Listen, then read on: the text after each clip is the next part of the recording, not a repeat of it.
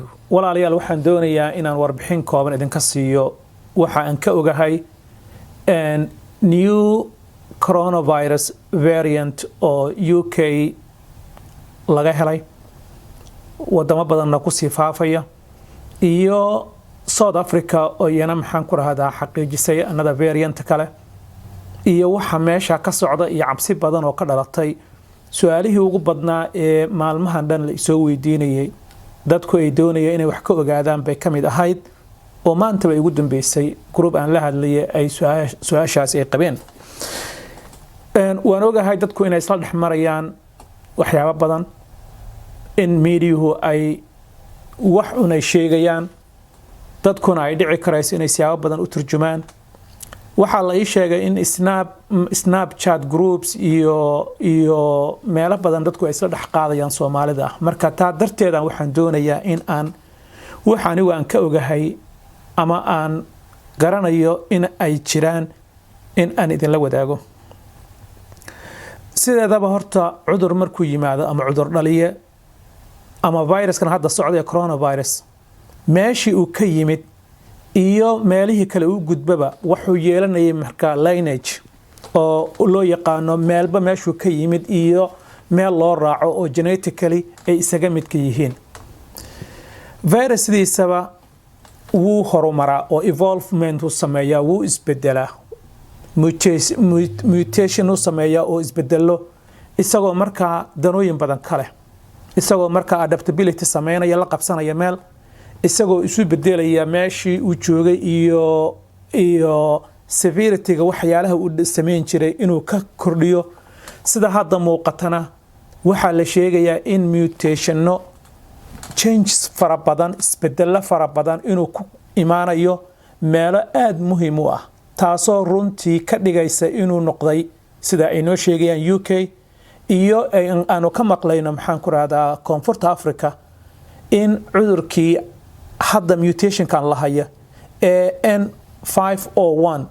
Y oo UK ah iyo N501 V2 oo South Africa ah iyo wadamo badan oo Australia ay kamid tahay Netherlands ay kamid yihiin iyo Denmark ayaa laga sheegaya inuu maxaan ku raahdaa sidaas oo kale laga helayo in cudurkii uu gaaray already ba waxay noo sheegeen haddaan ognahay in dadka uu ku dhacayo oo ay badanayaan koonfurta London iyo meelo badan oo Ingiriis kamid ah idinka ayaga aqoon roona jooga hadda wadaacadaha waxa ka baxaya saacadan ay la hadlayo cudurkii wuxuu sameynayaa replacement oo strain-kii kale jiray ee hore u joogay buu bedelaya sabab badan darteed marka taa waxay keenaysaa maxaa socda sideeba faafidda cudurkan ay sida ugu nugushahay waxa kale in la isweydiinayaa sidee loo controla oo ma wuxuu la iman doona waxyaabo badan oo ka duwan oo maxaa la jiray waxa hadda aynu hayno ee social distancing iyo waxyaalaha hadda aynu gacanta ku hayno marka waxa soo dhan waa wax hadda lagu tala jiro oo wali aan la ogeyn ilaa hadda waxa wararku sheegayaan in isbedelka ku yimid in uu keenay increased tidally meeshii receptorka ee maxaan ku raahdaa aynu naqaanay spike proteinski iyo ku dhigaya maxaan ku raahdaa cellska ee qofka bini'aadamka ah ee receptorka AC2 loo yaqaano ayuu affinity badan jacayl badan u zaa'iday bay leeyihiin jacaylka markuu zaa'iday waxay noqonaysaa inaanu halkii virus ee chance u hela cell inuu jacaylka uu qabo uga duso dabadeedna aysan xitaa suuragal ahayn in uu qasaaro taasa waxay keenaysaa marka haddii meel ay 2 virus ama 3 virus ama 10 virus ay soo aadaan in ay ka lib keenaan ka guuleystaan cellskii oo transmissibility-ga inuu cudurka sidaa u sahlo u galo oosan marnaba qasaarin oosan dib u noqon taasa laga yaabaa inay ugu wacan tahay waa ku soo celinaya virus sidiisaba waa qayb kamid ah jiritaankooda in ay maxaan ku raahdaa ay isbedbedelaan kii Wuhan ka yimid iyo kuwa hadda Mareykanka meelo badan kamid ah jooga ee Yurubta waxyaabo badan farqiyo badan baa u dhaxeeya laakiin mutationadan hadda mutantigan soo baxaya waxyaalaha baqdinta keenaya waxa hadda ugu horeeya faafidiisa faafidiyo ugu yaraan 50% ilaa iyo 70% kas dheeraysa kii hore inagoo la yaabaneen kii hore ee aan naqaanay maxaan ku radaa covid-19 ka caadiga ah ee wuxuu nooga yimid ee caalamka dominate gareeyay iyadoo ay jiraan strain kale oo maxaan ku radaa mararka qaar kood laga sheegay ka Europe oo kale haddana waxaanu ka sii baqaynaa oo baqintu ugu weyn ay tahay dadkan la doonaya inay ogaadaan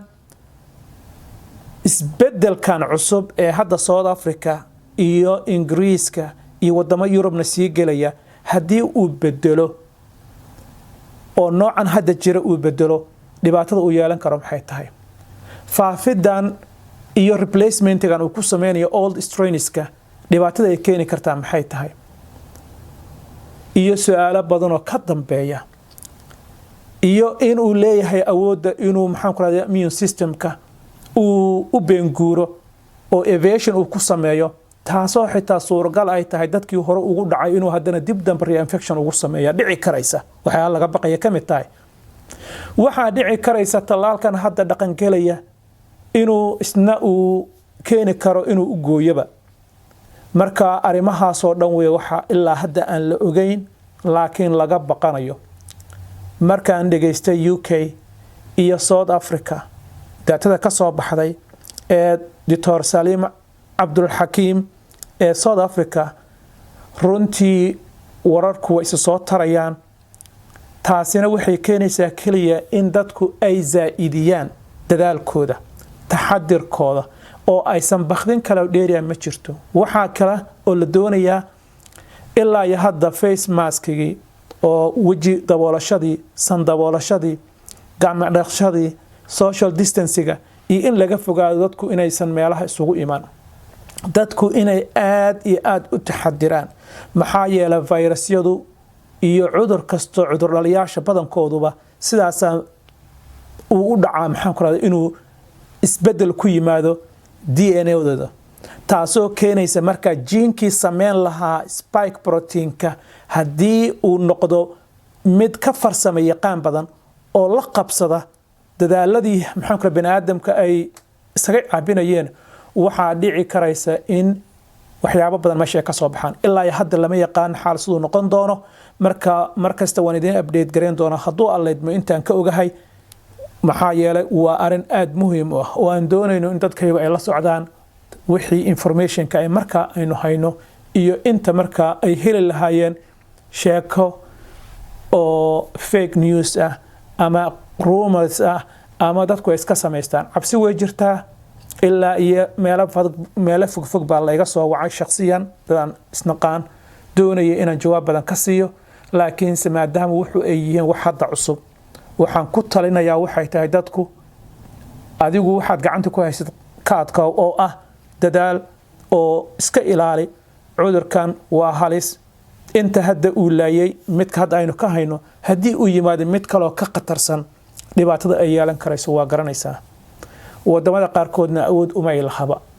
wadamada qaarkoodna awood uma ilaha waxa laynaya iyo waxa dilaya awood uma ilaha marka inaga Mareykanka iyo North America iyo Europe iyo dadkeenan meelaha dunidan horumartay jooga waxaan idin kula talinayaa inaad aad u taxadirtaan kuwa Afrika jooga iyana insha Allah waa nala mido laakiin se waxa u dheer iyaga baraarujin kale oo tan ka duwan haduu Allaydmo. Assalamu alaykum wa rahmatullahi wa